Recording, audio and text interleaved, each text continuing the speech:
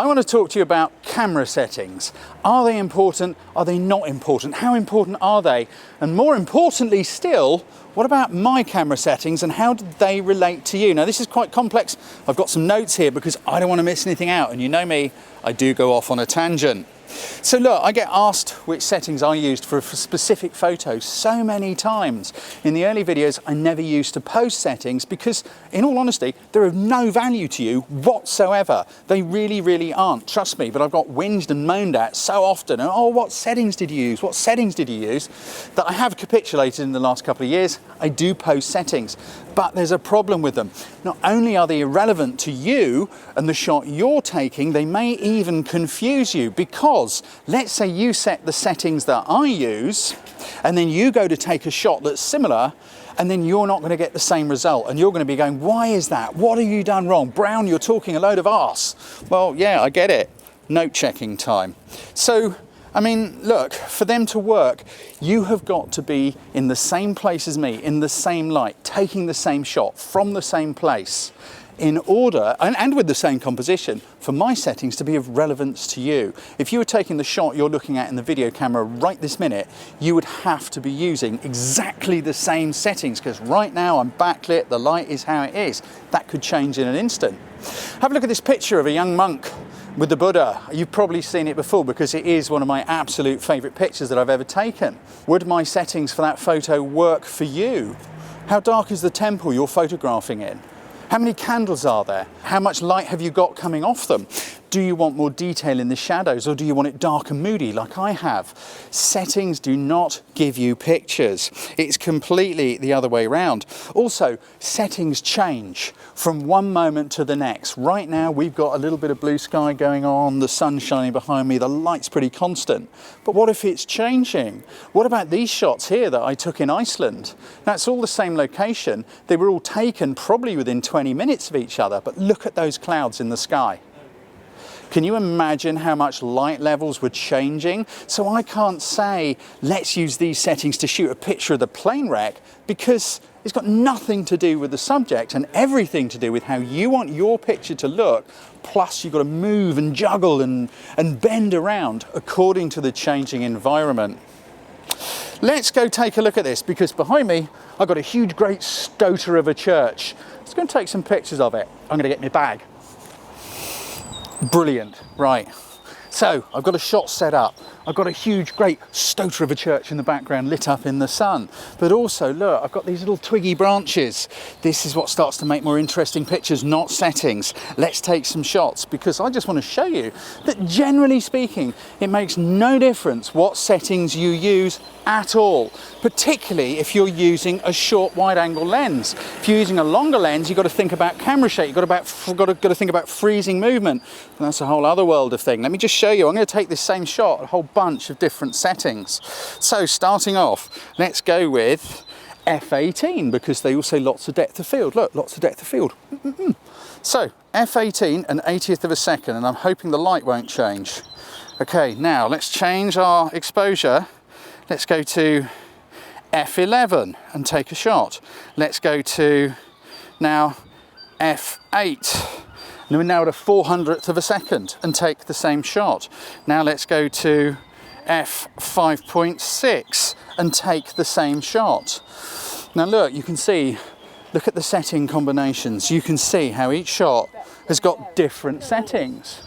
But how different is the shot? Virtually unnoticeable. These are the things you've got to realise. Settings don't give you pictures. Pictures give you settings. You've got to pre-visualise what you want to do in your head and then you take the shot. By and large, what settings you use are mostly irrelevant unless you want to get creative. We're going to go and look at that in a minute. I'm going to go see if I can find another picture for you. Just now, I was talking to you about the changing clouds and the shots of the plane wreck and how the light's going to change. Well, that is obviously going to have a huge impact on the settings you use. So let's say you go to the same location as me, but the light's different. There's a bit of haze in the air, for example. Your settings are going to be completely different to mine. And there's more to it. But first, light. Look, do you remember Lobby the lobster, the killer crustacean that invaded Bournemouth Beach in the ultimate beginner's course? He's come out in the sun because he loves it. Look, he's even stolen my raspberry Bakewell tart and had rather a large bite out of it. Can't say I blame it, I mean, raspberry Bakewell and all. But look, the light now, if you look up at the clouds here, if you look up at the sun, right, they're feathered. The light is feathered, it's on the edge of a cloud. Look at the sun, right? You see how it's feathered? Can you see that, Ben, or is the exposure too great? Just about. Okay. Where that light is feathered, it's on the edge of a cloud. The light levels are going up and down, up and down, up and down. That means you're going to be changing your settings every single second, every single moment as you're shooting your pictures. Let's have a little look at this. Let's set up a shot with Lobby. Let's use a nice sensible middle aperture like f8. Here we go. Sorry, it's getting windy. I know you can hear the noise. I'm going to get in close. I'm going to do wide shot. Now look, in this light, right, you see, we got a shot like that of Lobby the lobster. And he's a bit dark and he's a bit dull, but that's about the right exposure. And our settings are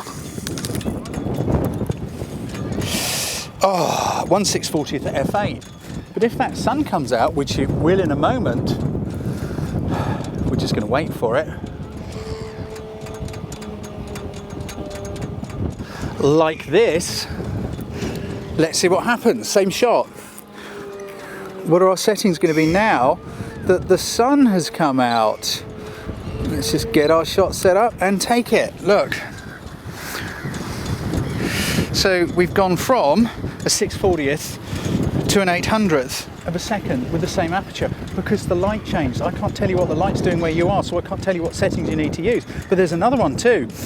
If you change the distance from the subject to the camera, but you want the same bokeh background blur effect that I've got, you're going to have to use different settings. Let me prove it to you. Again, well, no, look, you've just seen Lobby at f8, right, taken at about this distance. Now, if I move further back, I'm going to try and do it before the light changes. Let's just move further back. Let's extend this distance. Take the same shot again, using the same aperture, with Lobby occupying the same space in the frame. f8, there we go. Look, if you look at the background bokeh effect, you will see that in the first shot, when I was closer with a wider lens, it's sharper than further back. So if you want to maintain the same level of background sharpness or bokeh, what are you going to have to do? You're going to have to change your settings. You're going to have to, I'm going to prove it to you, stop down quite a bit probably. I'm just guessing. I'm just going to guess and go with round about f16. How do I know it's f16? I don't. I'm guessing. Yeah, I'm using experience because I've been shooting for donkey's years. I just want to show you, yeah, that's pretty similar. I think that's pretty similar. But you see, I had to change the aperture to manage the depth of field. Let's go and talk about this a little bit more. Come on, Lobby, and get off my cake. I came over here to have a chat with you because it's great. We've been larking around with lobsters and bits of cake and stuff. But what I've got to say is really very important, and I wanted my little notes because I don't want to go off piste. I don't want to leave anything out. Photography works in reverse to the way most people believe it does. Settings do not give you images. Images give you settings. First, you've got to know what the different settings do to the appearance of an image. You've got to be able to just do it like that. When you see amazing pictures online and on Facebook and in other places, the photographer knows what they're doing like that. The camera doesn't take the picture, the photographer takes the picture by using their knowledge of light and composition, etc., and how to string their settings together in order to get the image. First, you pre-visualize what you want, and then you set your settings appropriately to capture it. And if your images are not what you want, you've got to learn how to do that. Also, think about which autofocus modes to use. Autofocus isn't just autofocus. Don't give all your responsibility away to the camera. The camera has no idea what you want to focus on. You've got to choose the autofocus mode that's appropriate to your shot. Then the camera will deal with the autofocusing, leaving you free to be creative, to think about which aperture or shutter do I want to manage the portrayal of movement or sharpness, depth of field, back to front in the image. Where do I stand? When do I click? What's the light doing? If you're just stood there endlessly in auto, full auto, everywhere focus mode, and you're going, oh, it's not in the, oh, why won't it do what I want it to do? It's because you're not telling it what you want it to do. Shutters and apertures, they have two functions. I just mentioned it. So shutters, they manage how you portray movement, and apertures manage how much sharpness you have front to back in the picture, also known as depth of field. You saw when we were messing around with Lobby over there that to manage the same amount of sharpness from my settings to a shot you want to take, if you change the distance, you've got to change the settings too to get the same result. This is so important, guys. I really can't emphasize this enough. You pre-visualize your image and then you work back from that pre-visualization to give you the settings that you want. And do you know what the good news is? There's only about 5 or 6 settings you actually need to know how to control. Nearly everything else on your camera is guff, and it's put there by marketing people. There is a multi-million-dollar marketing machine telling you that this camera will do everything for you. This camera is awesome. This camera will take the best picture ever.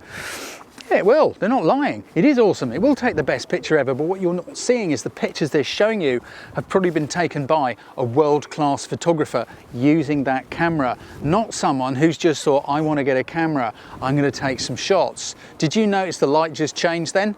Did you see that? These are the things you've got to recognize. The light's changed, I'm going to have to change my settings. How is it going to affect my picture?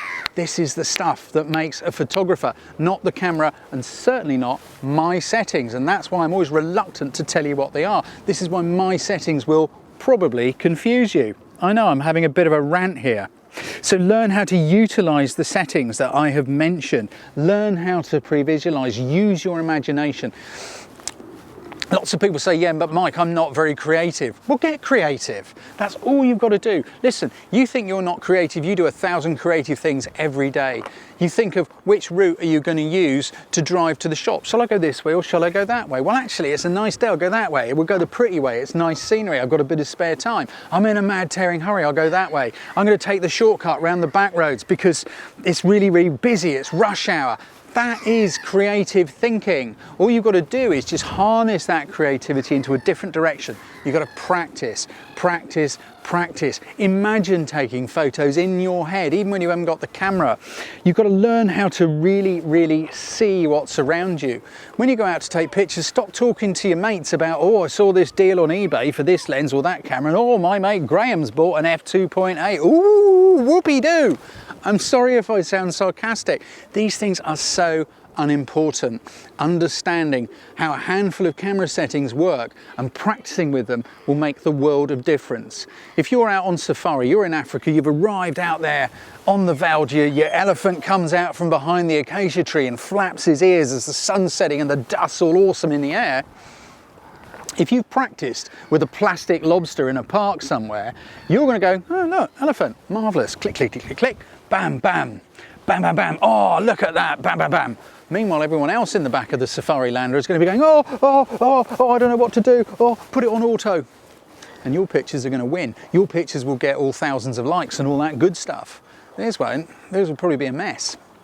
Practice with your lobster. What else was I going to say? So, you know, that's probably about all there is to say about it. No, yeah, there's millions and millions of free videos about all this stuff. If you haven't understood fully what I was doing, like when I was changing the distance and altering the bokeh or blur or whatever you want to call it in the background, if you don't understand that, you've got to find out. There's millions of free stuff available online where you can do that. But also think about investing in yourself. My Ultimate Beginner's course will take you through all of this stuff and so much more. It costs so much less than a bit of used equipment, and it will be a massive investment for you. Of course you can look it up online for free, but how do you know what to learn in what order? Which bit of information do you need first to avoid getting completely confused? This photographer said to do this and I'm doing it, it's not working. It's because you've got a bit of information missing that should be in the slot before you get to that bit. That is what you're doing when you buy a course. You're paying for me to be your guide, to give you a little push now and then as well to help you get what you want. Of course I want you to buy a course, it's how I make a living, but it has to work for you too, and that's why they've got guarantees and free samples to go and check them out. Go and have a look at the free sample of my Ultimate Beginner's course. You can do it right now. There's a thing up here. Click it, go check it out, watch the video, get yourself a free sample, get yourself on it. That's the most important thing. So, hopefully this has been of value to you, and I'm sorry I've had a bit of a rant and given you rather a lecture, but you know, it's my job as a trainer and coach to coach you. If I don't push you, then it's not going to make any difference, is it? If you employ a fitness trainer who just sits on the running machine with you eating donuts, you're not going to get any fitter, are you? You're just going to get fatter, like me, eating blooming Bakewells.